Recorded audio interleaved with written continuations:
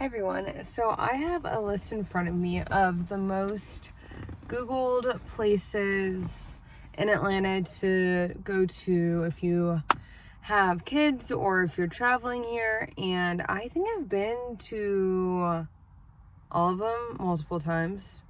One of them I've only been to once because I don't recommend it, and I kind of feel bad, and I don't feel bad because I'm gonna save you money and time. I guess I'll start with that. The Coca-Cola Museum. I mean, if you're a mega fan, then it might be dope. But there's really nothing there. I don't know. It was weird. It's like you walk in and there's all this like cool memorabilia, and then you have to sit in this like holding tank room, and then you get let go into all the other rooms, and it's just like it's a ton of reading. Okay, history buffs will love it, mega fans will love it. Children, there was nothing to do, and it's in the same realm as the Children's Museum and the Aquarium, and then like the Civil Rights Museum's right there too, which is moving. I wouldn't recommend it for young kids because they can't read everything, and I think it's very in-depth. Like little kids, I'm talking like 5 and younger. Older, when they can start like reading and comprehending, it's great. It's incredible. I highly recommend everyone to go to that. But the Coca-Cola, it's just like the soda area of trying different Coca-Colas that we don't, like the brands that we don't have here in the United States. The Honduras grape soda, great. Loved that. Kind of glad we don't have it here. I'd be drinking a bottle like once a week. But it was just like lots of rooms of history, and it was just kind of like made it look like it was fun for kids, but there was just like nothing, just different rooms to walk through and different, like how they do smell tests and stuff. But it was just kind of maybe anticlimactic, very chill. Coming from the Aquarium, like if you're gonna pick one or the other, do the Aquarium, and let's just move on to the Aquarium. Get there early. I mean, everything at like theme parks and places to go early is always better. Get there early, right when it opens. There's parking. You do have to pay for it. Go straight upstairs to the stingrays because they're going to be getting fed, and they're all like waking up and moving their little bodies. But if you wait until like the afternoon, sometimes I feel like they get tired of getting pet. So I have found in the mornings been able to pet them more than not. And then after that, I always thought it was best to go right into the tunnel, where the huge fish tank, huge fish tank, with the, I forgot the whale shark, the whale shark there. And it's like the magic carpet tunnel where you can like look up and everything's like swimming above you. Really cool. That whole area is really cool. And then after you finish that, I say go to the sharks. Still, there'll be less people at the sharks, but it's really cool to have the stingrays to yourself. Really cool to have the tunnel to yourself. The sharks, it's a huge tank. Go to the backside. There's like about 1, 2, 3, 4, 5, 6 windows that I can think of. The first 3 always get slammed with people. They don't realize it keeps going all the way around. Same shark tank, same stuff. The sharks swim through all of it. And yeah, just keep going all around. Get your own window. Go on the backside, sit in the window, and you can just sit there for a while and watch the sharks. They're incredible. And what else did I write down? That the shows are good. The dolphin show, the sea lion show. Sea lion's really cute. They were rescued ones from La Jolla, which is where I moved out here from. So it was really cute to see little babies from back home. And they do great stuff. Skip the gift shop. No. Because they're talking about, it's the one thing I don't get is that they're talking about saving the planet and like the environment and like the ocean and stuff, but then they have a gift shop that you have to go through. You just beeline straight out of it, And, you know, everything comes wrapped in plastic. And it's getting put in the ocean. So the gift shop at the aquarium makes no sense to me. I know they probably make a ton of money. But instead of buying something like, I don't know, donate. I don't know. Because we all know you're not going to touch it in 3 months. Unless you are one of those people that rep something forever, then go you. But the food it's a hit or miss, given the day. Bathrooms are great, huge bathrooms. Everyone's nice. It's very clean.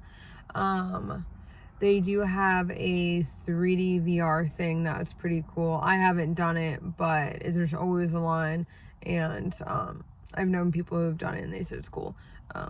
And I said parking structure. Oh, yeah, it's good, fine. Elevators, the whole thing, pay when you leave. Yeah, aquarium, recommends. And then my next one, Children's Museum, right across the street, like on the next block. That place is great. Your children can get lost there so differently than anything else. Mine took off from me once. Terrifying. She went because she wanted to go play in a different spot, and it still terrifies me. But been back since. It's great. Upstairs for older kids, more like STEM system stuff, more elaborate, techie, more like thinking, small building things. They have good shows where they have like fire and like air and good things. It makes them tired. There's a lot of stuff to like run around at, and there's a lot of different like group activity things where like they're working with other kids, not even realizing they're working with other kids, which is really cool to like teach them how to communicate. Tons of different elements in the world of like fishing and farming in the grocery store, and then mechanical stuff and like this whole ball pit system. They have places to eat, places to put like strollers and stuff. Their gift shop's pretty good. I mean, what's it called? Richard's toy shop here in Atlanta. It's just like one of those cool like toy shops, STEM stuff, National Geographic stuff, slime, those kind of creating bead kit, those kind of things. Nothing crazy, but it's a good one for the kids for sure. And you book online. Oh yes, book online. They ever since back with COVID, they would only let so many people in, and I think they still keep that system up. And then parking at this one is not easy. You have to be like across the street or in like a parking structure, paid parking. You're downtown. I mean, does it feel the safest? Whatever. Like, I mean, watch your back like anywhere, anything, right? But like that's just not as like clutch as it is at the aquarium where it's like connected, you know? And then, if you have 1 person to 1 child ratio, a lot better. Because they just want to run, and I get it. There's so many fun, cool things that they can play with, which I get. Like, I'd probably want to take off too and do something different. But the Botanical Garden is the next thing on my list. Amazing. Spring, summer, and fall. Winter's a little bare given the season, as anyone would think. But there's still a lot of inside cool like stuff you can do and check out, and there's just like always things going on. Check the website for the Botanical Garden for sure. There's kids clubs, activities, the splash pad in the summer, great playground for the kids. The restaurant, Longleaf, I believe. I've been there for my birthday last year. Really pretty. I mean, good American food. Nothing crazy, but I remember it being good. Good cocktails, and parking is a parking structure paid on site. You can also park in a neighborhood across the street and walk over if you don't want to pay for parking. And then also It's connected to Piedmont Park, and so that's really fun too for like a full day thing if you're gonna be down there, doing whatever you're doing. And then what else did I want to say? Things sell out really fast. So the cooking classes from like their garden sell out really fast. They have a few other things that like drawing classes. They have like a gallery, art studio, and it's a really beautiful place. Like, they have great stuff. It sells out. And then that gift shop, whew, beautiful. I want everything in there all the time, and I have to restrain myself and tell myself I don't need it. There's great gifts. I went once. I had a friend's birthday to go to, and I just pulled off real quick and went into the gift shop because it's that good.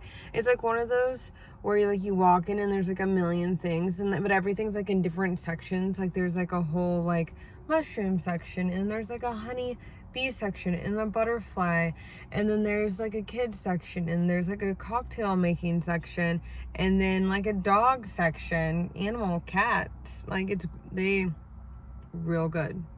Really, really good. And they have like random essentials in there too. Like, you forgot a hat or sunscreen, they got you. The zoo is good. It is a good zoo. I did come from San Diego, which I believe is like the best zoo ever. But this is a good second. I would say it's the baby of the San Diego. You don't have the Sky Tram. It's a little bit smaller.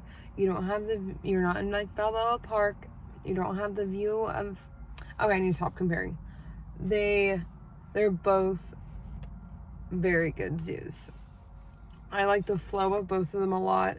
When you do go to the Atlanta Zoo, first off, go to the giraffes. You're gonna walk in, and then you make like a left, up and around, go past the elephants, up and around, to the right of the elephants. Up top, there's the giraffe section. You get in line to feed them.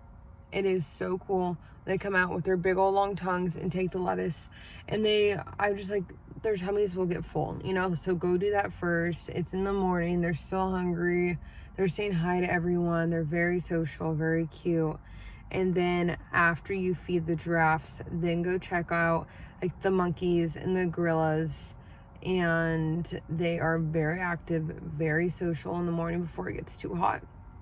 And then the red panda too will be walking around in the morning before it wants to like take a nap. So go check out those guys first, and then the lions, and then the pandas, because then they will all retreat back inside. And then when it starts to get like the afternoonish time, I say go like into all the building stuff, like the reptiles, the petting zoo, and then it gets a little bit more crowded in like kid area in the afternoon. I mean, given more people have gone there, but all the animals are done. And so it's like, just deal with all the kids and like actually get to see the animals. And then, but if you go to the kid place first, the kids won't want to leave the kid place, and then you're not going to see the animals. They're going to be like, I want to play, because it's pretty expansive. It's pretty cool, like kid area. And there's a splash pad, a train, there is a carousel, and a petting zoo, and then there's like a rock wall, and then there is like a rope course, and there's a little's rope course, and then like a 10-year-old and up-ish rope course, maybe. Very cool. And then by that gift shop there is it's cute. Botanical Garden takes the cake for the gift shops for sure. Okay, next on the list is Fernbank. None of these are in like any crazy order. It's just like what the Google told me. Fernbank is great. I love the Fernbank. It's so different than everything else. Well, I think everything kind of has like its own unique spin, which is really, really neat. Fernbank, though, there's like so much outdoor space to walk, explore. Like, you're gonna get your 10,000 steps in. The kids are gonna get their steps in. The outside area, the jungle gym is so like ropey. Gosh, I don't know the word I want to use. Natural. It just feels like it was like always there. It's not plastic, it's wood and ropes. It's in between trees. You can only get to one half by like going under a bridge. The parents can walk underneath, or guardians, nannies, whoever you are. And yeah, it's cool. There's also really cool indoor stuff, great fossils. There's like a little play area with some water. It's not like, it's a little bit of a splash pad, but not really. There's like, and it's like, each play area, the kids, there's a gate around. Love that. And then, yeah, lots of walking paths inside, the fossils of the huge dinos. There is a movie theater too. We've watched some pretty great documentaries there back in the day.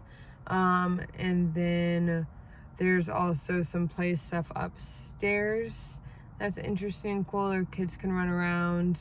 All this like discovering and learning. Yeah. Ooh, that remind me of the Tellus Science Museum. That's a little bit more up north, and that has like huge fossils and geodes and like really old cars and a lot of technology stuff of like how things work. That place is really cool too. I've only been there once. I don't know too much about it. But the Fernbank also has like kid-friendly like meals if you have a picky eater. And yeah, the parking is free there. Lot attached. It's a little bit of a drive more east from like the middle of the city. And then Skyview is the Ferris wheel that is right down the way from the Children's Museum and the Aquarium and the Coca-Cola. And it goes, just so you know, it's cool. It is cool, but it does go 5 times around in the circle. If you weren't prepared for that, like I got so sick. I've been on it a few times now. Like, I'm like, okay, it's gonna go 5 times. It's fine. It swings a little bit on the top. It's cool to see like the gears and the mechanics and how it works. It's a different view. It's cool for the kids. It's an outing.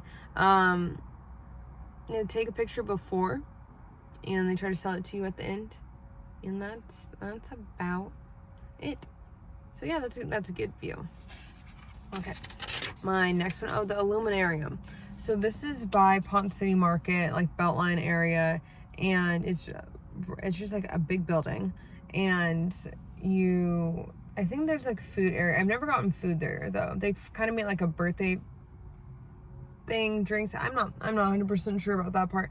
I've just done like the space one, Alice in Wonderland, and I think the animal one, or did I not do the animal? Anyways, you walk through one room, you have like an intro, they tell you all about it, and then you're free to walk around the other room, and it's immersive, and there's like different screens going on and stories. It's like this just huge picture, like your high school gymnasium, but nothing in the middle except like all these random like shapes to sit on, and then like life-size stuff going on. It's just like a really big in-depth movie experience. I thought it was fun. Again, something different, completely different to do. Again, if it's super hot or super rainy in Atlanta when you're visiting, that's something to do. And there's restaurants all around it too, which is always really nice. There's parking around back. Not the easiest to find parking there. So if you have parking anxiety, look it up on your little map. And then the High Museum. Love the High Museum, especially if you like got littles, like you got toddlers. There's toddler classes there. There's 2 different places to play on the ground floor. When you walk in, pay, and then you go to the right, and then you go through the glass tunnel, and on the left and on the right, there's 2 different rooms that have like different like textures and like glasses and colors and sound. It's just like all the stuff. There's always an art project going on, And there's like this big tree hanging from the ceiling with clips, and so you make art and you get to clip it up with like all the other different kids. So it's fun to see like the collective piece that's always getting made above. And there's 5 different levels with all different like types of art from all different eras and people. And then there's art classes for adults. I've taken a few, and there's tours going on and clubs, and it's really quite the establishment. Yeah, good stuff. Oh, that gift shop. Oh, love that gift shop. It is gorgeous, great stuff. You can like take prints home. I got this really beautiful postcard set there of like woman artist, and yeah, it's really cool. And there's a parking structure, and you can take an elevator that gives you to another elevator that gets you to the main floor. That's a little confusing. I don't even know how to help you there, but you can do it. I know you can. And then the Puppetry Center of Art, that is cool too. So you definitely have to find your right time online. The puppet show is very, very well done, and they show the kids after how they do everything with the puppets, with the signs and stuff. And then after the show, the kids can go upstairs, and there is workshops, and they have all the supplies they need to make their own puppets, just like in the show. If they're like little like on sticks, or we went to this one show, everything was like recycled materials. And then we came back to the house, and I was like, hey guys, like let's figure out our own stuff, and like went through the recycling and like remaking things. Really cool. They do a really good job there too. They have a different room on this side if you're waiting before the show that is like a museum of like Sesame Street and other like OG puppets. They have a gift shop too that's usually corresponding with the show. Oh, saw Pete the Cat there. Amazing. I dressed up full like Pete the Cat costume. I was very into it. It was very fun. And then number 10, almost kind of 11. I guess I gave an extra, but I wasn't too sure about the Tellus Museum. Oh, the Delta Flight Museum. That's a bigger age range, I feel. Make sure you get the right dates. I've gone at the wrong time when they're like, it said open, but they're having a special graduation, and it was closed. So, and if you call the day before, the person will tell you it's open, and then someone else the next day will be like, no, it's not. And so the communication there was not the best. But they all think it's very clear, but I didn't think it was very clear, but it could have been my error. Whatever. We had a great time when we did end up getting to go. Super cool. They have like plexiglass panels, so you can see like layers below and all the different areas and how everything works. And the little kiddos I was taking care of loved it. They were super into that stuff, so really fun to see them light up, and like to see like the size of like, oh my gosh, this plane is so huge, and like to take a picture of them by the plane, and then for them to see like their little body next to it is really fun.